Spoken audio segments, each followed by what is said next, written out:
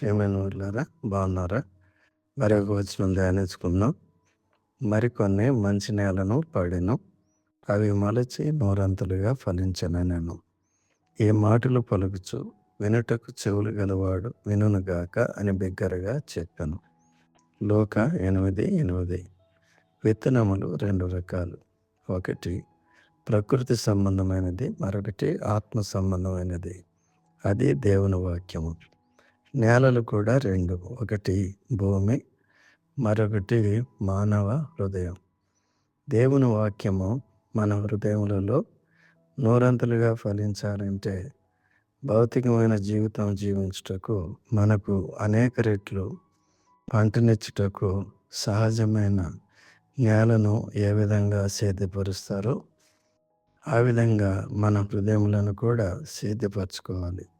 త్రోవ పక్కన రాతి నేల మరియు మండ్ల పొదల వంటి హృదయములు మనలను ఆత్మీయంగా జీవితంలో ఎదగనీయవు మరియు ఎటువంటి ఫలములను ఫలించనీయవు.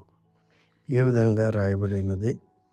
సమయం సమీపించినది కనుక ఈ ప్రవచన వాక్యములు చదువువాడును వాటిని విని అందులో రాయబడిన సంగతులను గైకొన్న వారును ధన్యులు. ప్రకటన 1:3. మరియు మీరు వినువారు మాత్రమే ఉండి మిమ్మల్ని మీరు మోసపుచ్చుకొనకుండా వాక్య ప్రకారము ప్రవర్తించువారినై ఉండుడి. ఎవడైనాను వాక్యమును వినవాడై ఉండి దాని ప్రకారము ప్రవర్తింపని వాడైతే వాడు అద్దములో తన సహజ ముఖమును చూచుకొన మనుషుని పోలి ఉన్నాడు. యాకోబు 1:22-23 వచనాలు. మీ అందరి హృదయములను దేవుని వాక్యము ఫలించినట్లుగా సిద్ధపరిచి మిమ్మల్ని అందరినీ భౌతికంగా ఆత్మీయంగా దీవించి కాపాడునుగాక.